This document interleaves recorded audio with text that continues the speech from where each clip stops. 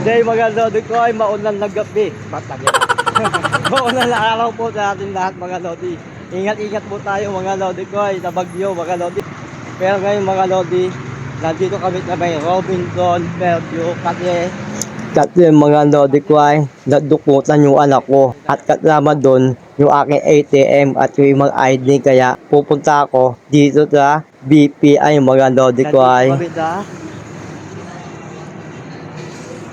BPI mga lodi ko ay kasi kahapon nadukutan yung alak ko, tapos yung wallet niya nandun yung aking ATM kaya kukuha kami at papablock namin yung ATM ko.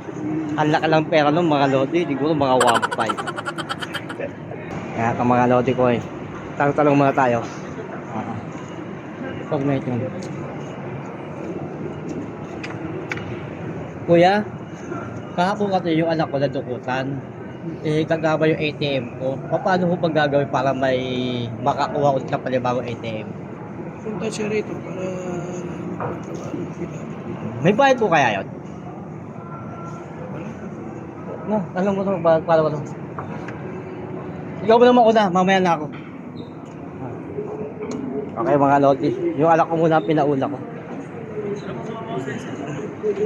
Kahapon po sa Nobalite, Bayan, nadukutan po yung alak ko. Papunta po siya sa school. Pagbaba niya okay pa, pero habang naglalakad siya sa may timbahan, nawala na yung kanyang wallet mga lodi. Kaya kasama yung aking ATM doon, pati yung ID ko. Pero salamat nga pala kay Lodi, ito, at siya yung nakapulot nung wallet ng anak ko. Pero yung pera, saka yung ATM ko, wala na. Kaya kailangan ma-block agad yung ATM, baka magamit pa sa kalokohan yon. Dito muna daw ako. Mga Lodi ko ay.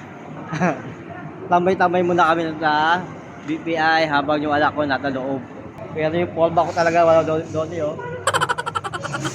Tricycle driver talaga mga Lodi, walang forma. Okay, video mundo kami.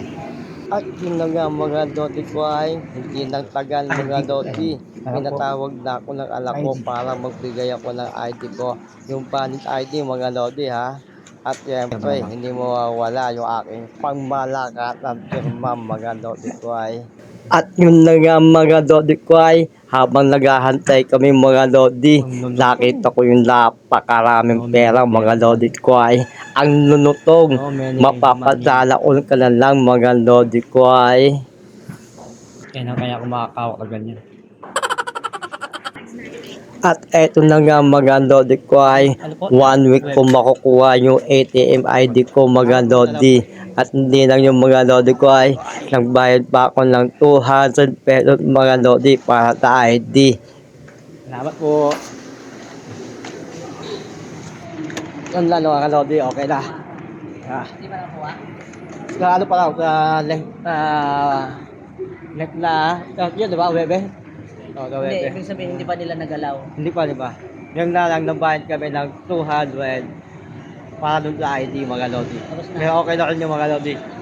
Hindi na namin yung kung nabawatan yung pera, hindi nabawatan. Nandun pa rin yung 1.5.